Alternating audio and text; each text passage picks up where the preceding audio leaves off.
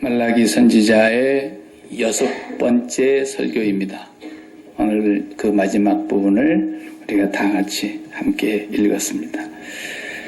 아는 대로 이제 말라기는 구약의 마지막 선지자예요.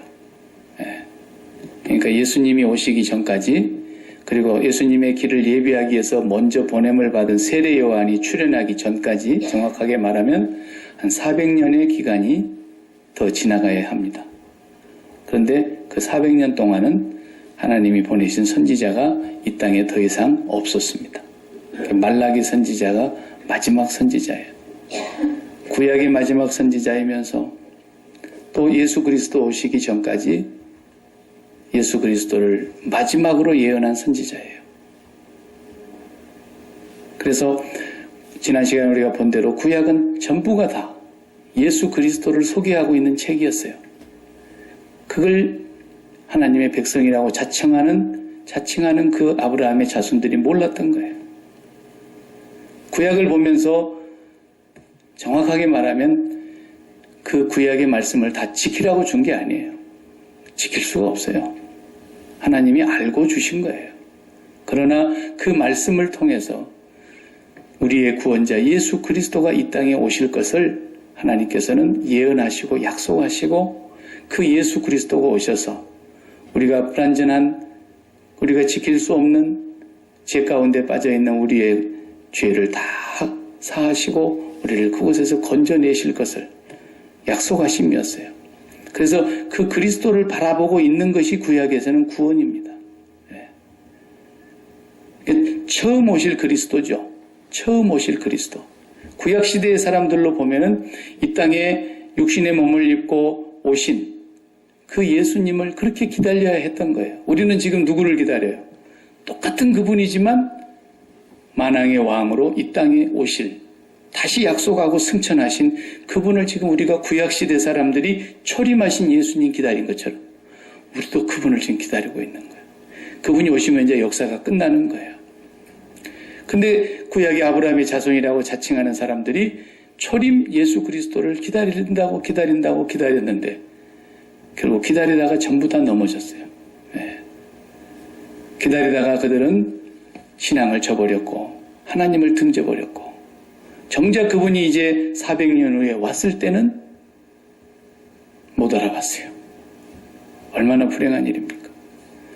그럼으로써 예수 그리스도가 초림으로 왔을 때 믿지 않았던 그 모든 사람들은 예수님이 이미 재림하셔서 또 심판하실 것인데 심판이 그들은 끝났어요. 구약의 사람들은. 예수 그리스도가 오심으로써 그분을 하나님의 독생자로 받아들였으면 그게 구원이에요. 그분이 십자가에 돌아가시기 전에 예수님을 받아들이고 죽었다 하더라도 구원이라고요. 그분을 기다렸어요. 그분을 못 알아봤어요. 자기 땅에 오매 자기 백성이 영접하지 아니하였으니, 영접한 사람이 거의 없었어요. 저는 앞으로도 마찬가지일 거라고 확신해요. 예수님은 언제 오실지 몰라도 좌우간 천년이 하루 같으니까 시간과 공간에 매여서 우리 같은 이 시계바늘 돌아가는 거 보면서 이렇게 지루하게 돌아가는 세상 시간에 의해서 예수님 오시는 분이 아니에요. 예수님의 세계는 시간과 공간의 밖에서 시간을 만드신 분이고 공간도 창조하신 분인데, 그 밖에 영원하신 그분이 이 세상을 찾아오시는 것은 그분에게 있어서 천년, 우리가 천년이지만 그분에게 있어서는 1초예요. 천년이 하루 같은 거예요. 그런데 주님은 하루만 더 기다리시면 우리가 2000년 또 살아야 돼요. 그런 갭이 있는 거예요. 하나님과 우리 사이는. 그만큼. 근데 그때 그분이 오실 때에 과연 이 땅에 믿음 있는 자를 보겠느냐? 주님이 그러셨어요. 또 못 알아봐요. 또 사람들이 어리석어서 아예 그분을 기다리지도 않는 거예요. 말라기 시대 사람들이 그랬거든요. 기다리지를 않았어요. 믿지를 않았어요. 오늘 본문에도 그랬잖아요. 14절에 그 말라기 당대의 성도들이, 하나님의 백성이라는 사람들이 뭐라고 얘기했다는 거냐면 14절에 보면은 3장 14절에 너희가 말하기를 하나님 섬기는 것이 헛되다 이렇게 말했다는 거예요. 하나님 섬기면 뭐가 좋냐? 우리가 그렇다고 해서 나라가 독립을 했냐? 우리 경제가 나아졌냐?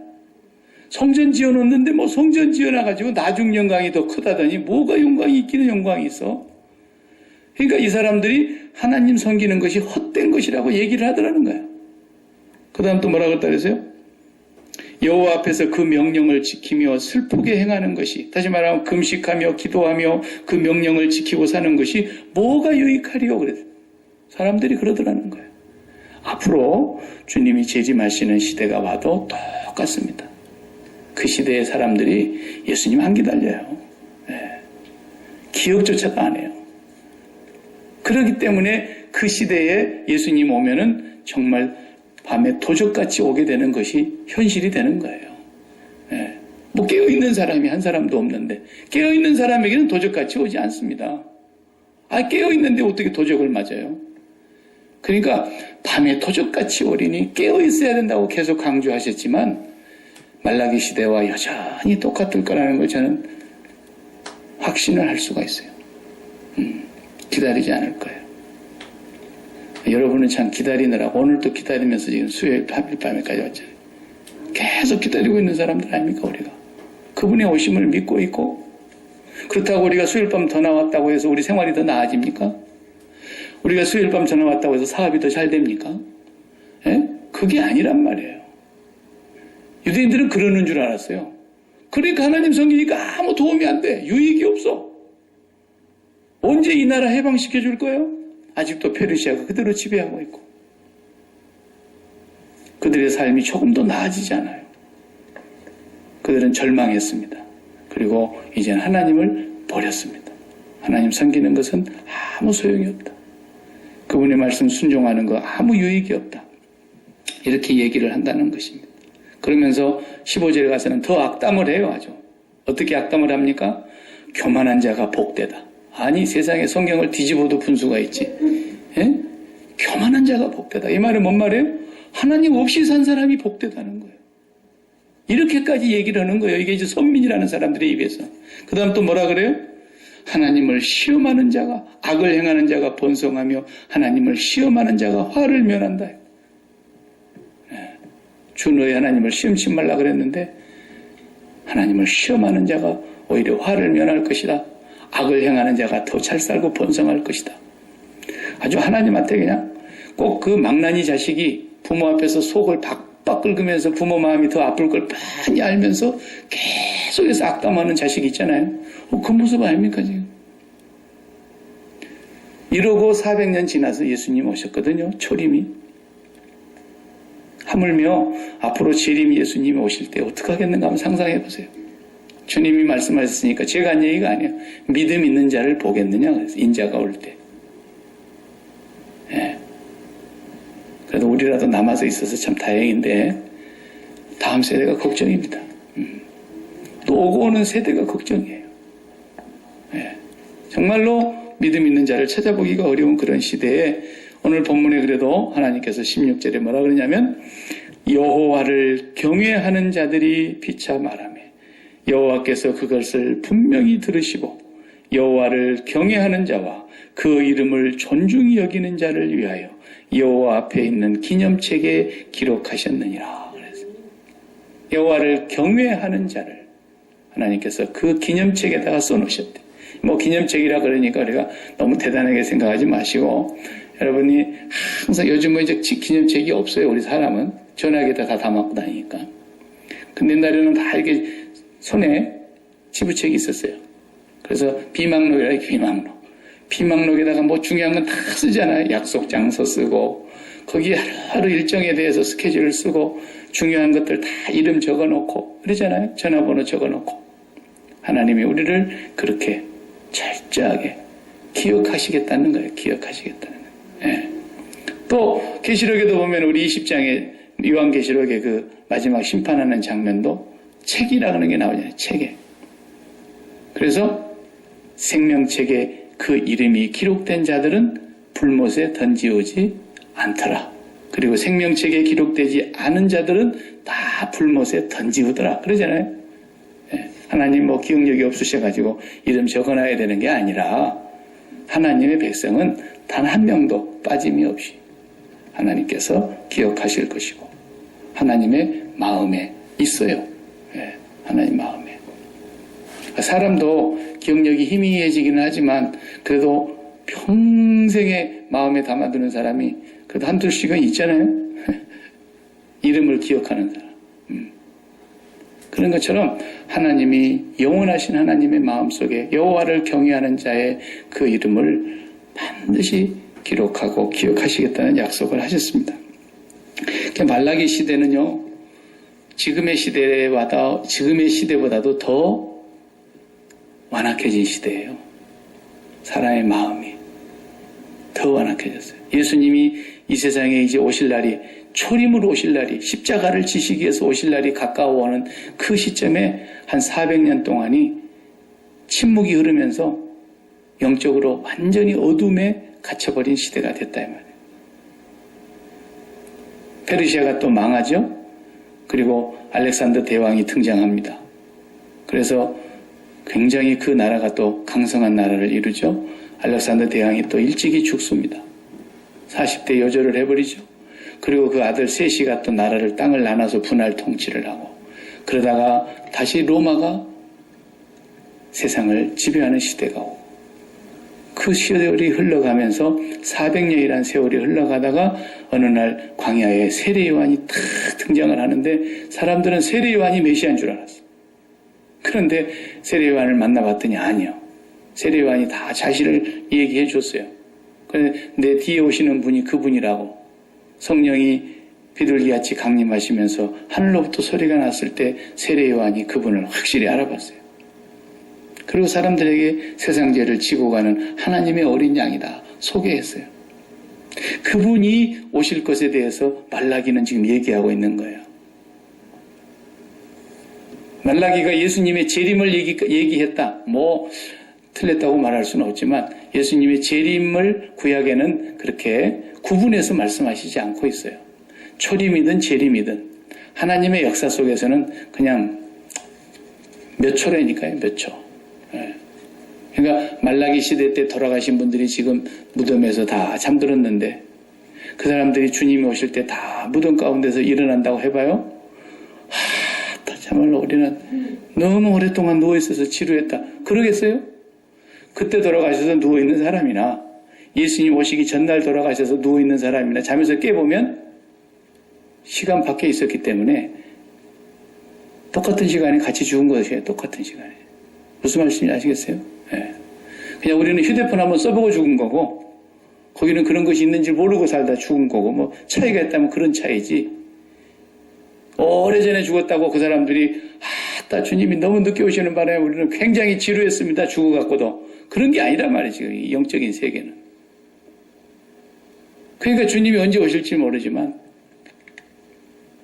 말라기 선지자 때의 그 당대의 그 믿음을 보면은 얼마나 믿음이 변질돼 버렸는가를 우리가 알 수 있지 않습니까? 그래도 하나님 약속하십니다. 하나님을 경외하는 자, 여호와를 경외하는 자를 하나님은 찾고 계십니다. 경외한다는 말이 무슨 말이라고요? 네? 네. 사람은 이렇게 공경한다 그러잖아요. 공경한다. 그죠? 사람을 경외한다는 말 안 쓰죠? 사람은 공경한다. 부모님께 효도한다. 부모님을 공경한다. 내 부모를 공경하라. 이렇게 말하지만 하나님을 향해서 우리가 공경할 때는 경외한다. 이렇게 표현하죠. 하나님을 경외한다. 그 말이 한문으로 이렇게 공경할 경자인데 그게 그렇게 한문으로 써서 이해가 빨리 잘 안 돼요. 쉬운 말로 하면 무슨 말이냐면 하나님을 제일 소중히 여긴다는 뜻입니다. 내가 하나님 앞에 있다는 것을 항상 잊지 않고 사는 거예요. 그렇게 가능하겠어요? 장보러 가는데 운전을 하고 지금 쇼핑하러 가. 그래도 지금 하나님 앞에서 내가 장보러 가고 있다. 이걸 의식하고 가야 된다는 거예요.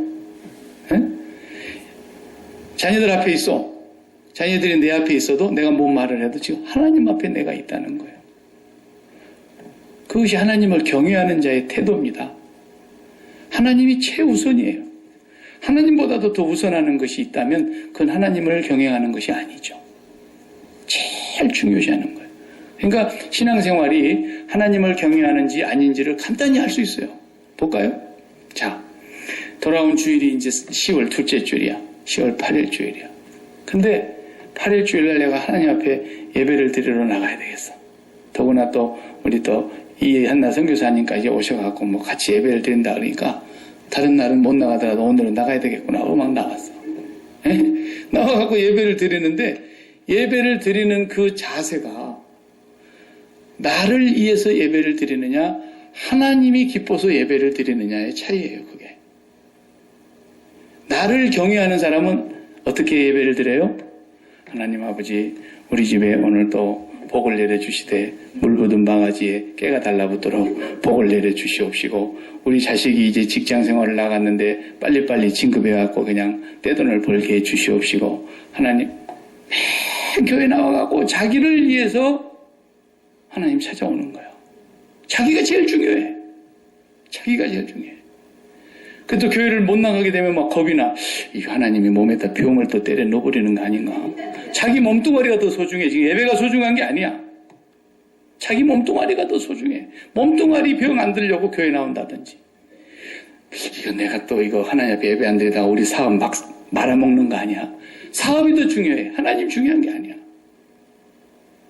아시겠죠? 경외한다는 것이 그런 뜻이에요.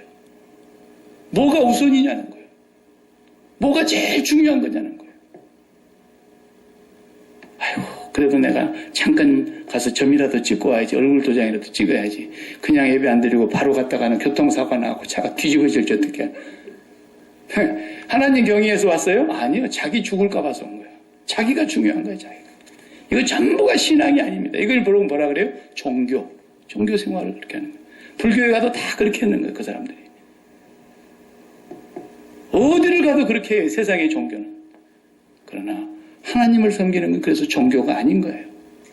하나님을 섬기는 것은 우리 인생의 목적, 나를 죄악 가운데서 구원해 주신 예수 그리스도를 통해서 하나님이 아버지가 되시고 내가 그의 자녀가 되셔서 하나님이 나를 보배롭고 존귀한 자녀로 만들어주신 그 아버지가 즐겁고 기뻐서 그 아버지가 너무 감사해서 그 아버지를 내가 잃어버렸는데 아버지를 찾았기 때문에 아버지를 만나서 아버지에게 그 마음을 드리고 감사를 표현하려고 많은 살을 다 제끼고 아버지 앞에 예배드리는 것을 최우선으로 삼는 사람. 이게 하나님 경외하는 거예요. 하나님은 그런 사람들을 마음에 기록해 놓겠다는 거예요. 고맙습니다. 네. 그렇게 여호와를 경외하는 자 분명히 말씀하고 있어요. 또 2절을 봐요. 4장 2절에 내 이름을 경외하는 너희에게는 공의로운 해가 떠올라서 치료하는 광선을 비추리니 너희가 나가서 외양간에서 나온 송아지같이 뛰리라. 이게 이제 하나님이 경외하는 자에게 약속하신 복입니다. 복. 이런 복을 우리가 날마다 소망하고 이런 복을 주신 것을 날마다 깨닫고 감사하고 그 복을 누리면서 사는 것이에요. 왜? 이거 구약의 얘기니까. 이게 지금 누구 얘기를 하는 거예요? 여호와를 경외하는 자에게 복 주시겠다는 게 뭐였어요? 예수 그리스도를 주신다는 거예요. 여기 치료하는 광선을 바라니 외양간에서 나온 송아지같이 뛰리라. 이거 누가 와서 주실 복이에요?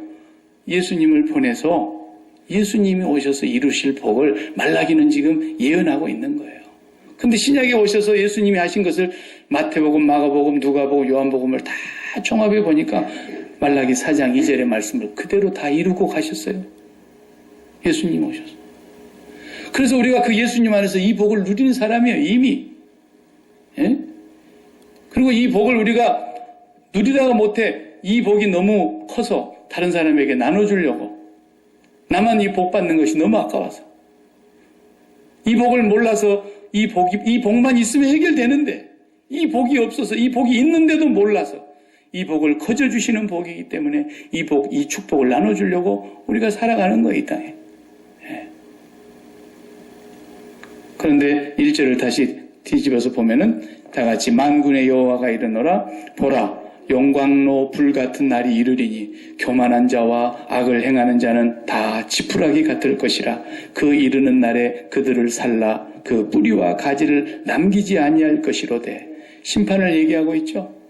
말라기 선지자도 벌써 예수님 오시는 것을 벌써 심판으로도 보고 계시는 거예요. 예수님 안에 구원도 있지만 추수가 뭐예요? 추수가. 추수 안에 심판이 담겨 있는 거예요. 알곡은 따서 곡간에 드리는 게 추수죠. 그러나 가라지와 쭉정이는 버리는 것이 또 추수예요.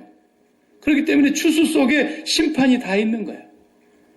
여기 본문에 보면은 지푸라기라고 그랬지만 그 본래 뜻은 겨예요. 겨. 껍질, 알맹이 다 까내고 우리가 옛날에 벼를 가서 이렇게 방앗간에서 돌리면 껍질만 겨가 싹 벗겨지고 쌀만 따로 모여지잖아요. 그 겨와 같으리니 바람에 나는 겨와 같으리니 아기는 시편에 보면 그 지푸라기라고 오늘 여기 번역을 했지만요. 어디 이랬든 저랬든 좋아요. 지푸라기도 뭡니까? 추수 다 끝나고 논밭에 버리는 것이 지푸라기 아닙니까? 그러니까 알곡은 아니에요, 좌우간. 이 사람들은 다 뭐예요? 용광로 불같은 날이 이르리니 교만한 자와 하나님을 등진 자죠. 악을 행하는 자는 아까 뭐라 했어요? 교만한 자가 복이 있다. 악을 행하는 자가 본성한다. 이렇게 악담을 하던 그 사람들. 용광로 같은 불이 임할 것인데 이 사람들은 그 심판 앞에서 겨와 같을 것이다. 지푸라기 같을 것이다. 말라기 선지자가 선언하고 있는 거예요. 그런데 그 얘기를 말라기 선지자가 얘기하고 끝낸 게 아니잖아요. 성경을 좀 찾아봐요. 고린도전서 3장에 신약 성경에 보면 사도 바울도 전도하면서 똑같은 말씀하셨어요.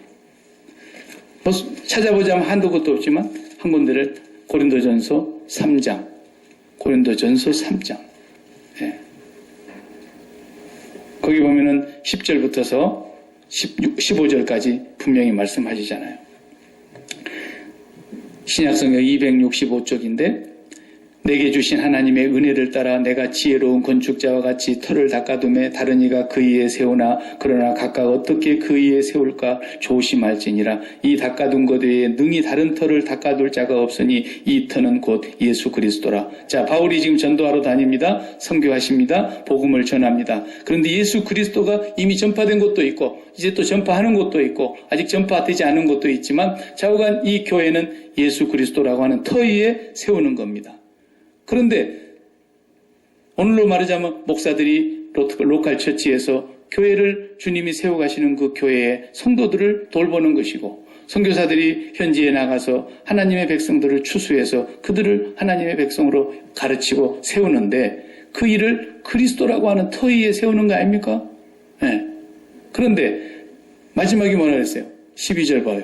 만일 누구든지 금이나 은이나 보석이나 나무나 풀이나 지푸로 이 터 위에 세우면 각각 그 공적이 나타날 터인데 그 날이 공적을 밝히리니 이는 불로 나타내고 그 불이 각 사람의 공적이 어떠한 것을 시험할 것임이니라.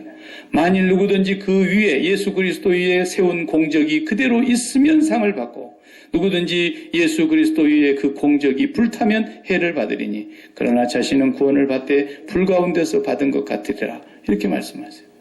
자, 보세요. 심판 때에도 불로 심판하시는 것으로 말씀하고 계세요. 그러면 이제 불로 확 태워보니까 자, 일생 동안 한 사람의 인생을 그리스도 위에 세웠다고 해봐요. 교회 다녔으니까.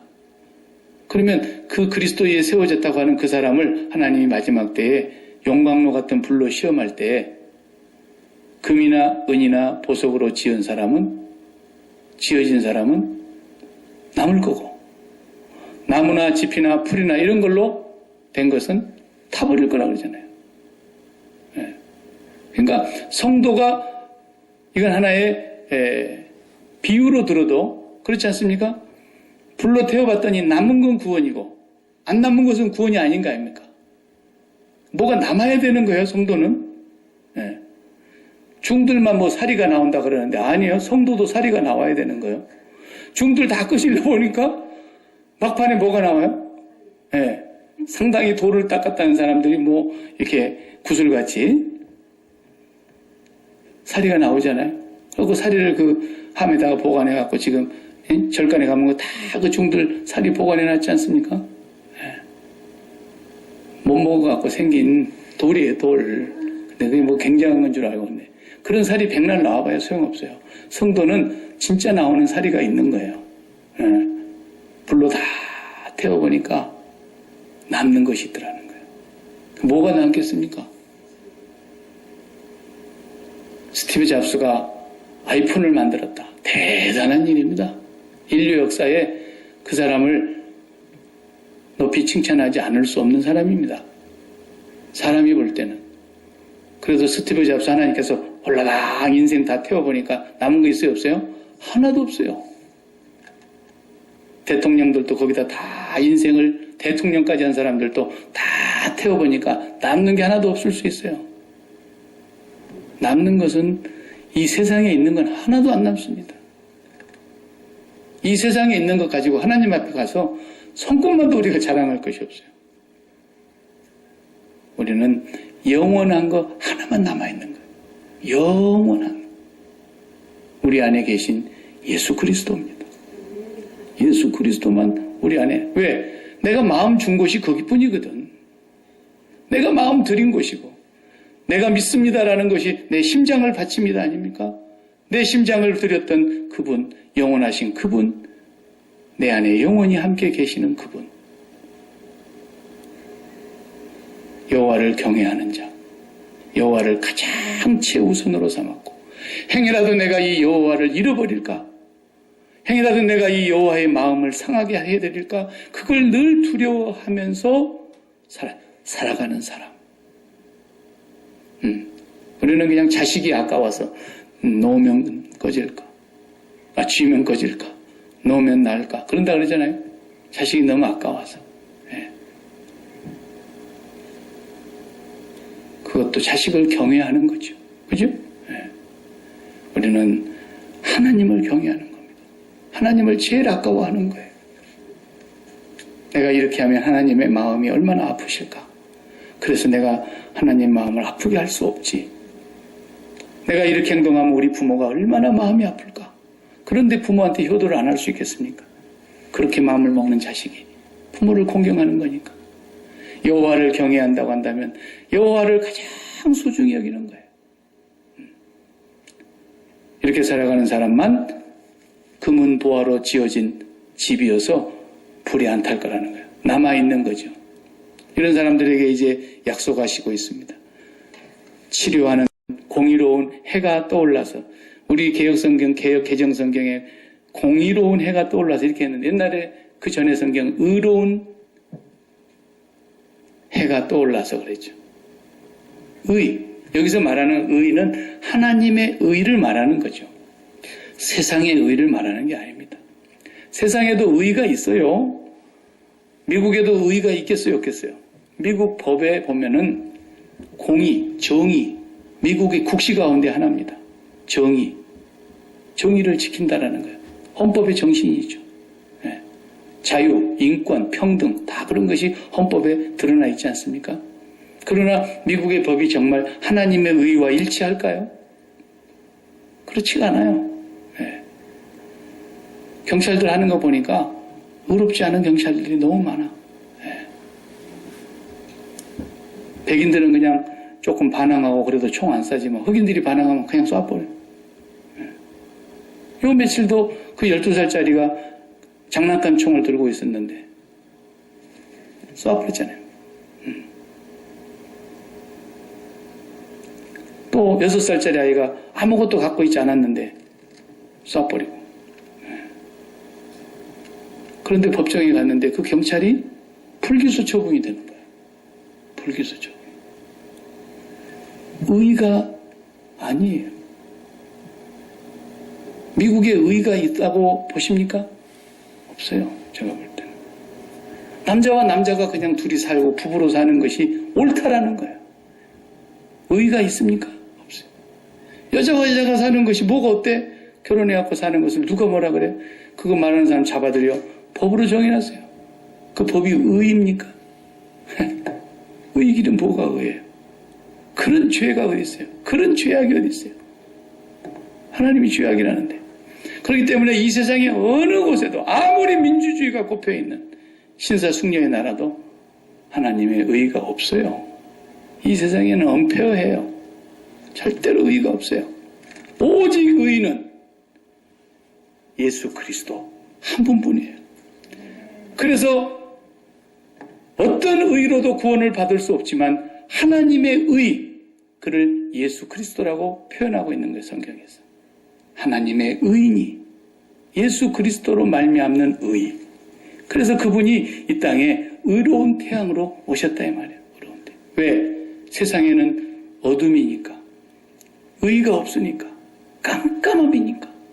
그래서 그분이 빛으로 오셨다고 지금 설명하려고 그러는 거예요. 말라기가 아직 오시지 않는 예수님을 소개할 때 그분은 이 세상의 의가 아닌 하나님의 완전하신 의, 죄 없으신 의, 죄를 알지도 못하신 의, 그 의의 빛으로, 태양으로 오실 분이다.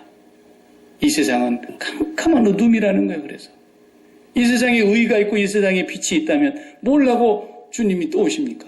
오실 필요가 없죠. 이 세상에 의도 없고 인도 없고 진리도 없고 빛도 없고. 그래서 사도 요한은 예수님의 오심을 뭐라고 표현하고 있습니까? 성령의 감동으로 빛이 세상에 왔으되 어두움이 깨닫지 못하더라. 그렇게 표현했잖아요. 이 세상에 예수님 오신 것이 말라기 선지자가 예언한 그대로 빛이 왔다는 거예요. 어둠과 혼돈과 공허 속에 있는 이 세상 속에 빛이 오셨는데 빛이 어둠 가운데 비침에 어두움이 깨닫지를 못하더라는 거예요. 야. 그래서 이 세상은 예수 그리스도로 말미암지 않고는 이 어두움을 밝음으로 바꿀 자도 없고, 예수 그리스도의 빛 아니고는 이 세상에 어둠을 이길 자가 아무도 없는 거예요. 어떻게 어둠을 이깁니까? 지독하게 세상이 어두워져 가고 있습니다. 그래서 교육을 많이 시키면 빛이 밝아질 줄 알았어요. 그래서 과학을 발달시키고 교육을 많이 시켜서 인간의 이성이 계속 발달해서 인간이 최고의 대접을 받는 그런 인본주의, 휴머니즘, 극도의 인간 예찬, 그게 뭡니까? 르네상스 아닙니까? 그래놨더니 인간이 만들어낸 게 비행기도 만들어내고, 봐라, 인간이 대단하지 않냐? 하늘을 날아간다, 하늘을. 과학의 최고의 끝이 하늘을 나는 비행기를 만들었어요. 그랬는데 그 비행기에다가 엄청난 폭탄을 싣고 가고 사람을 다 죽여버려요. 거기에 무슨 의의가 있어요? 어둠입니다. 그리고 이 세상에 빛이 있잖아요. 이 빛도 빛 아닙니까? 태양빛도 빛 아닙니까? 별빛도 달빛도 다 빛은 빛입니다. 그런다고 해서 빛이 환하게 튀어 있으니까 사람들이 길을 잃지 않고 다 방황하지 않고 똑바로 살던가요? 전부 다 방황하고 살아요. 돈도 많이 벌어갖고 밀리언어리가 되고, 공부 많이 해갖고 CPA 미국의 회계사도 하고, 그 정도 했으면은 집도 세 채나 있으니까 괜찮은 거 아닙니까? 그런데 그 콘서트장에 그 많이 모여있는 군중들을 향해서 어떻게 하면 사람을 많이 죽일까를 연구해가지고 그 빌딩, 그 호텔 32층에 여러 날을 투숙해 있으면서 여기서 쏴야 될까 저기서 쏴야 될까 이러다가 저렇게 많이 쏴 죽이고 자기가 자살을 하고, 그 사람이 태양빛이 없어서 그런 겁니까? 달빛을 못 받아서 그런 겁니까? 그 사람 집에 전기가 안 들어가서 그런 겁니까? 세상에 빛이 없는 게 아닌데 어느 빛도 어둠을 이길 빛이 없단 말이에요. 인간의 마음속에 스며들어 있는 이 죄악의 어둠, 사단이 우리 마음을 덮고 있는 이 어둠, 공중의 권세 잡은 자 흑암의 영들이 덮고 흉하게 결박으로 묶어놓은 이 어둠, 이 어둠을 태양빛이 몰아내겠어요? 못 밀어내요. 그래서 말라기는 선언하고 있는 이 어둠을 몰아낼 자가 땅에 태양으로 오실 것이다. 그 약속을 해주신 거예요. 그 약속대로 예수님 오셨어요. 빛이 세상에 왔어요. 참빛, 그가 세상에 와서 비치는 빛이 있었다. 그런데 사람들은 알지 못하더라고요. 그 예수님을 빛으로 받아들이기만 하면 아무리 어둠이 극심해도 빛을 이겼다는 어둠 봤어요, 여러분? 어떤 어둠이 있어도 빛을 이긴 어둠은 없어요, 세상에. 아무리 어둠이 극심해도 빛이 오면 어둠은 물러가게 돼 있어요. 태양빛에도 물러가지 않고 달빛에도 물러가지 않고 어떤 빛에도 불러가지 않는데 예수 그리스도 참빛이 그 심령 속에 들어오면 그 속에 있는 수천 년 만년 얽혀있는 어둠의 영들이 덮여있는 그런 어두움도 다 물러갈 줄로 믿습니다. 예수만이 빛이다라는 것을 지금 말라기에서는 설명하고 있는 거예요. 그 예수님이 정말 초림으로 오신 거예요. 그래서 이 땅에 오셔서 내가 세상의 빛이니 나를 따르는 자는 어두운 가운데 행하지 않을 것이다. 요한복음 8장 12절에 분명히 선언하셨어요. 절대로 어두운 가운데서 방황하는 일이 없을 것이다. 나는 의의 빛이다. 그리고 그 빛은 또 어떤 빛이라 그랬어요? 치료하는 빛이라 그랬어요. 2절에 보면. 치료하는 광선을 바라리니 그랬어요. 야, 이거 놀라운 겁니다, 여러분. 2400년 전에 말라기 선지자가 빛이 치료한다는 것을 선언하고 있는 거예요. 빛이 고친다는 거예요. 근데 2400년 후에 지금에 와서야 의학계에서는 이걸 안 거예요. 그래갖고 나온 것이 뭐예요? 레디에이션, 방사선 치료. 그게 태양빛에서 나온 거 아닙니까? 알파선, 감마선, 베타선 이런 빛, 예? 엑스레이, 엑스선, 태양빛입니다. 이게 태양빛과 동일한 그 빛을 인간이 개발해서 그 빛을 쏴가지고 암세포를 죽이고 그 빛으로 가지고 우리 몸을 다 찍어내지 않습니까? 의학적으로도 정말 깜짝 놀랄 얘기가 2400년 전에 나온 얘기예요. 성경에서 나오지 않은 게 없어요. 몰라서 그렇지. 마취제도 성경이 있다가 만든 거니까 마취제도. 아니 사람이 배를 째갖고 이거 안에 있는 것을 잘라내고 꼬매고 막 이래야 되겠는데 생배를 째놓으면 이거 얼마나 아프겠어요. 사람 팔다리를 묶어놓고 해도 분수가 있지 배를 째야 되는데 아니 그런데 손을 조금만 째도 얼마나 아픈데 배를 쨘다는 게 이게 가당치 않은 얘기입니까? 어떻게 하면 이걸 고통 없이 수술을 마칠 수 있을까? 에? 그래서 탐슨이라는 그 사람은 계속 하나님 앞에 기도하다가 성경을 읽는데 창세기 2장을 읽다가 그걸 한 거예요. 하나님이 아담을 깊이 잠들게 하시며 갈빗대 하나를 그 속에서 취하시고 여기서 그렇구나. 깊이 잠들어 놓으면 되는구나. 그래가지고 마취제를 만든 거 아닙니까? 대박 날려면 성경을 열심히 읽어야 돼요. 쓸데없는 거 백날 봐봐야 아무것도 나올 거예요. 이집트에서도 석유를 캐내는데요. 그 석유 캐내는 이집트가요. 미국만 석유가 나는 게 아니에요. 이집트에서 석유를 어느 날 캤어요. 엄청난 석유가 나왔어요. 어디서 발견했느냐? 출애굽기 1장 2장을 읽다가 모세가 바구니에 담겨져 갖고 나일강에 떠내려 보낼 때 그 바구니를 만들고 뭘 발랐다 그랬어요? 역청을 발랐다 그랬어요. 물 스며들지 않게 하려고. 역청이 뭐예요? 석유 찌꺼기예요. 요즘 말하자면 골탕, 아스팔트, 석유 찌꺼기. 나일강 유역에 역청이 있었다? 그걸 봤더니 석유가 나왔잖아요. 그냥 하는 얘기가 아니에요. 대박 치고 싶은 성경 열심히 봐요. 단 데서 뭐가 나오는 게 아니에요. 2400년 전에 벌써 치료하는 광선이 나온다고 그렇게 말씀하고 있어요. 그래서 예수 그리스도는 이 땅에 오셔서 마태복음, 마가복음, 누가복음, 요한복음 다 보니까 그분이 의의 빛으로 오셔서 참 빛으로 오셔서 그분에게서 나오는 광선이 모든 어두움을 다 치료하고 모든 죄악을 다 치료하고 모든 질병을 다 치료하고 모든 이 세상의 암적인 인간의 고통을 다 치료하잖아요. 단순히 그냥 육체의 병만 치료한다는 뜻이 아니라고.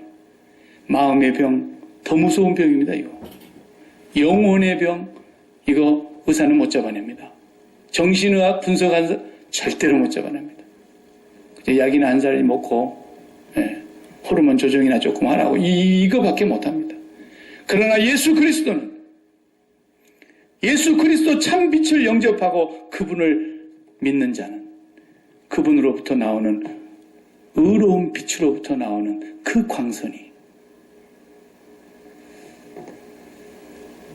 도저히 해결할 수 없는 인간의 모든 문제를 치료하는 거예요. 치료하는 거예요.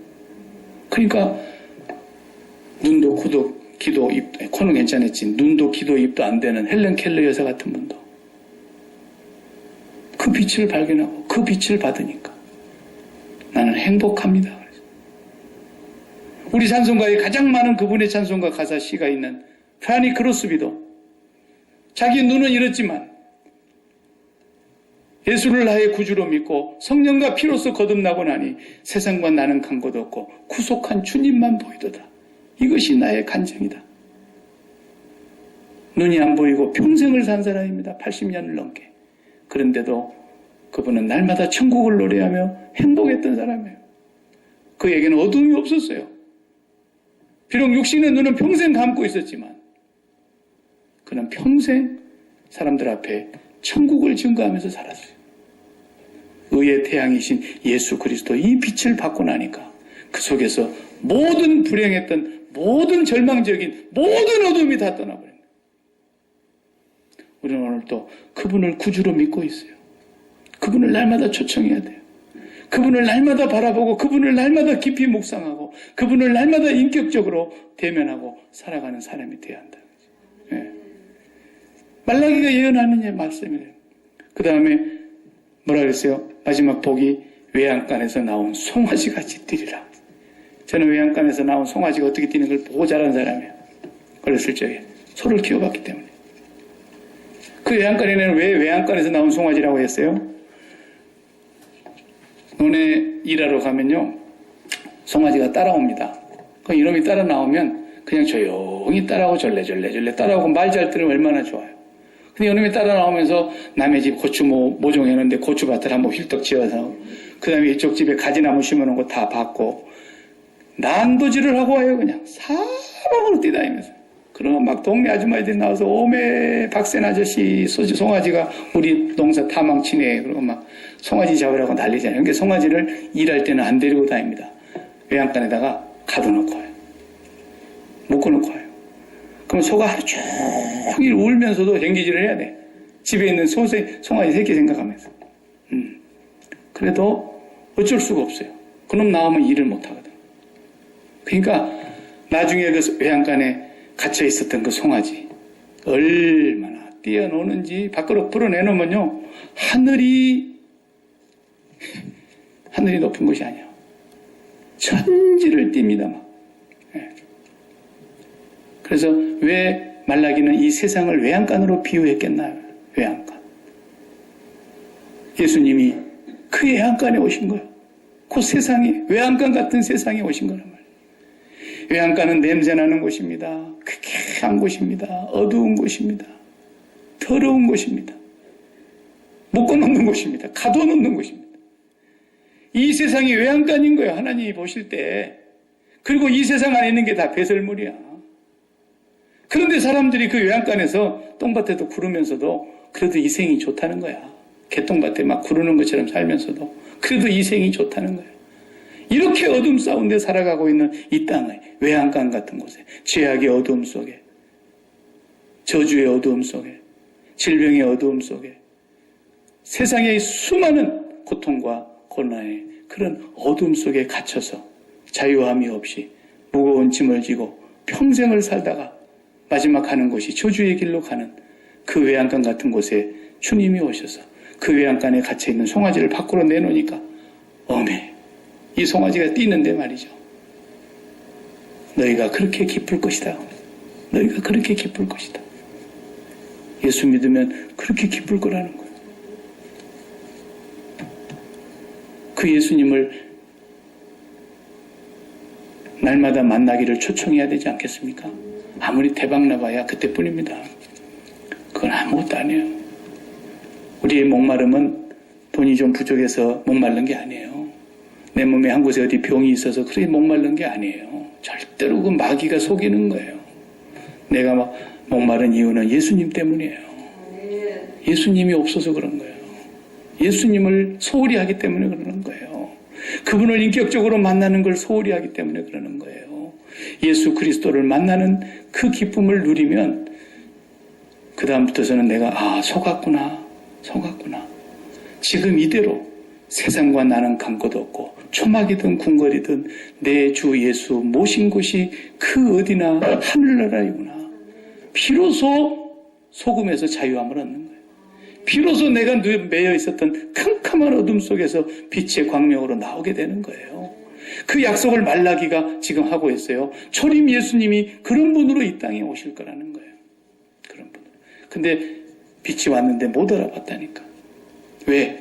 전부 사람들이 마음이 땅에 있으니까. 전부 심장을 땅에다가 빨대를 꽂아놓고 빨아먹고 이 세상에서 뭔가를 얻으려고 메시아를 기다리고 있다 보니까 그 메시아가 십자가의 길로 가는 걸 보고 다 부정했어요. 오늘도 마찬가지예요. 말라기 때만이 아니에요. 지금도 세상을 사랑하면서 이 세상을 십자가에 못 박지 못하고 주님을 따라간다고 하는 사람들은 결국은 주님 버릴 사람이에요. 그러나 내가 주여 내가 이 길을 분명히 압니다. 이 길은 주님이 가신 길이고 그 십자가의 길을 나도 가게 하옵소서. 그리고 주님 십자가에 지신 그 주님의 사랑을 날마다 확인하면서 그 주님의 죽음이 나에 대한 죽음이고 주님의 죽으심이 세상에 대한 죽음이고 주님의 죽음이 죄에 대한 죽음인 것을 확인하면서 그 죽음과 함께 내가 세상에 대해서 죽은 것을 날마다 인격적으로 확인하면서 살아야 돼요. 이건 주문이 아니에요. 나는 세상에 대해서 죽었어. 이런 주문이 아니에요. 그분을 인격적으로 만나는 거예요. 그럴 때에 우리가 이 세상에서 마음이 완전히 떠나서 이 마음이 날갯짓을 하면서 독수리처럼 올라가는 거죠. 올라가는 거예요. 그래서 오늘 본문에 보면은 치료하는 광선이 나온다 그랬는데 이 광선이라는 말이 날개라는 말이라고 번역을 해놨잖아요. 여러분 성경에도 가로 1 그래가지고 날개 그려놨어요. 날개. 예.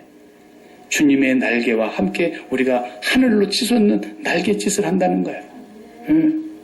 우리가 그래서 이 땅에서 세상의 것으로 기뻐하다가 세상의 것으로 행복해하다가 세상의 것으로 만족해하다가 내가 올라오려고 그랬는데 이건희 선교사가 갑자기 또 이렇게 카톡이 들어와서 결혼식하고 21일 날 오겠습니다. 그래서 그래 와라. 이번 주말에 결혼인데 멀리서 우리가 못 가지만 축하한다. 그러나 결혼해갖고 행복하리라고 생각하는 건 꿈에도 하지 마라. 절대로 결혼해도 행복하지 않다. 어떤 사람만 행복하냐? 이미 예수 그리스도로 인하여 행복한 사람만 결혼할 자격이 있는 거다. 예수 그리스도로 인해서 네 마음이 진짜 행복하면 그 행복이 남편에게도 있다면 두 사람의 행복이 꽃배기 행복이 될 것이다. 그러나 둘이 만났기 때문에 행복하리라는 것은 꿈에도 생각하지 마라. 그런 행복은 없다 이 세상에. 결혼이 행복한 날이 아니라 결혼은 행복의 무덤이다. 그러나 하나님 안에 이미 행복해진 사람, 예수 그리스도로 말미암아 이미 세상이 줄 수 없는 기쁨을 가진 사람, 그 사람들의 만남이 이루어지는 것이 결혼인 거예요. 네. 그렇게 살아야 이 세상이 결혼한 것이 행복한 것이지 그렇지 않으면 혼자 사는 게 훨씬 낫습니다. 왜? 잿덩어리 2개 뭉치면 더 힘들어져요. 차라리 내 잿덩어리 혼자 있는 게 낫지. 네. 이 세상의 기쁨은 잠깐이지만 주님이 오셔서 우리에게 주시는 그 기쁨, 세상이 줄 수 없는 그 기쁨이 있음을 알게 하려고 내가 너에게 이것을 이룬다고 주님이 계속 반복하셨잖아요. 내가 너에게 이것을 이루면 내 기쁨이 너희 안에 있어 내 기쁨이 너희에게 충만하게 하려면 그 기쁨, 외양간에서 나온 송아지같이 뛰는 기쁨. 주님이 말라기 선지자에게 예언한 대로 오셔서 이루신 약속이고 성취입니다. 오늘 우리가 그 예수 그리스도를 믿는다면 이 세 가지의 축복이 우리에게 이미 임한 것인 줄로 믿으시기 바랍니다. 그것을 날마다 사모하면서 그것을 추구하고 기도해야 하는 것입니다. 뭘 구하는 겁니까? 그걸 구해야죠. 예수 그리스도로 말미암는 그 은혜를 날마다 구하시기 바랍니다. 조금이라도 마음이 울적하거들랑 뭐 하던 일이 제대로 안 돼서 울적한 게 아닙니다. 예수 그리스도를 구하지 않아서 그런 겁니다. 절대로 속지 마세요. 예. 조금 마음이 귀찮고 세상 사는 것이 귀찮거들라 몸에 병이 있어서 그런 게 아닙니다. 예수 그리스도를 초청하시기 바랍니다. 그분이 의의 태양이시며 치료하는 광선이시며 우리를 외양간에서 나온 송아지처럼 뛰게 하실 우리에게 영원한 기쁨을 주시는 그리스도이십니다. 이 시간 우리 다 같이 한번 그분을 다시 한번 또 초청하십시다. 그분을 다시 한번 간절히 사모하십시다. 그분을 간절히 부르십시다. 그분을 날마다 깊이 묵상하십시다. 다 같이 기도하겠습니다. 한 목소리로 기도하겠습니다. 존귀하신 주님 감사합니다. 말라기 선지자를 통해서 우리에게 예수 그리스도를 소개하여 주시고 어둠과 칠흑 같은 어두움 속에, 죄악의 어두움 속에, 질병의 어두움 속에, 경제적인 어두움 속에, 절망 속에 갇혀있는, 흉악의 결박 속에 묶여있는, 무거운 죄짐과 몽해를 메고 있는 그 시대의 백성들을 향하여 예수 그리스도를 소개하면서 그분이 오시면 의의 태양이시며 치료하는 광선을 발할 것이며 외양간에서 나온 송아지가 뛰듯이 할 것이라고 주님이 약속하셨습니다. 오늘 우리는 그분을, 예수 그리스도를 나의 구주로 믿고 그분을 영접하고 하나님의 자녀로 살아가는 자녀들입니다. 과연 오늘 우리에게 의의 황선이, 의의 태양이 우리에게 진정으로 날마다 생수와 같이 솟아나고 있는지 우리의 심령을 잠시 한번 주님 앞에 점검해 봅니다. 하나님, 우리가 무엇으로 세상을 살아가고 있는지, 오늘 또 우리가 어디에 소망을 두고 살아가고 있는지, 우리가 어디에서 오늘 또 빛을 추구하고 있는지, 우리가 어느새 오늘 또 기쁨을 얻으려고 하고 있는지 우리 자신을 다시 한번 보게 하여 주시옵소서. 왜 우리가 목마르고, 왜 우리가 어둠 속에서 방황하고, 왜 우리가 두려워하며, 왜 우리가 절망 속에서 낙심하고 있는지 주님, 저희들을 불쌍히 여겨 주시옵소서. 오늘 또 우리의 의의 태양이신 주님께서 사랑하는 모든 자녀들의 심령 속에 하늘의 영원한 빛을 비추어 주시옵시고, 오늘 또 우리에게 치료하는 광선을 바라시는 예수 그리스도의 날개 그늘 안에서 오늘 또 우리의 모든 어두움이 치료되게 하여 주시고 광명한 빛으로 나아갈 수 있도록 역사하여 주시옵소서. 방황하지 않게 하여 주옵소서. 하나님, 오늘 또 우리의 심령이 왜 어둠 속에서 절망하며 낙심하며 슬퍼하며 외로워하며 고독 속에서 살아가고 있습니까? 하나님, 주 예수 그리스도로 말미암아 외양간에서 나온 송아지처럼 뛰리라고 약속하신 주님의 그 연약을 오늘 또 우리 마음속에 다시 간절히 사모하며 주님을 바라봅니다. 이제까지 허탄한 데 마음을 두었던 것을 용서하여 주옵소서. 생수의 근원이 되었던 주님을 버렸던 저희들을 용서하여 주시옵소서. 물을 저축지 못할 터진 웅덩이를 파려고 어리석은 삶을 살았던 저희들을 불쌍히 여겨 주시옵소서. 나를 믿는 자는 그 배에서 생수의 강이 흘러나리라고 약속하셨사옵니다. 오늘 또 주님을 바라보는 저희들의 심령이 하늘로부터 내려오는 영원한 기쁨과 세상이 줄 수 없는 참된 평강이 우리의 심령 속에 날마다 강물같이 흐르게 하여 주시옵소서. 그리스도로 말미암아 우리의 심령이 참 만족을 느끼며 참 감사가 넘치며 참 평강이 넘치며 날마다 하나님의 영광을 노래하며 살아갈 수 있도록 성령으로 충만하게 하여 주시옵소서. 주님, 아직도 목마른 부분이 있습니다. 세상이 부족해서가 아니라 주님을 온전히 얻지 못하고 주님을 온전히 가지지 못하고 주님께 전심으로 우리의 마음을 다 드리지 못한 때문이옵니다. 아직도 세상에 마음을 붙이고 있는 것들, 주님의 십자가 앞에 철저히 못 박고 죽은 자가 된 것을 확인하게 하여 주시옵시고, 하나님의 마음이 우리의 마음을 주장하여 주시고 성령의 능력이 우리 안에 충만하게 역사하여 주시옵시고, 예수 그리스도의 심장이 우리 안에 날마다 역사하게 하여 주시옵소서. 예수 그리스도의 이름으로 간절히 기도하옵나이다. 아멘.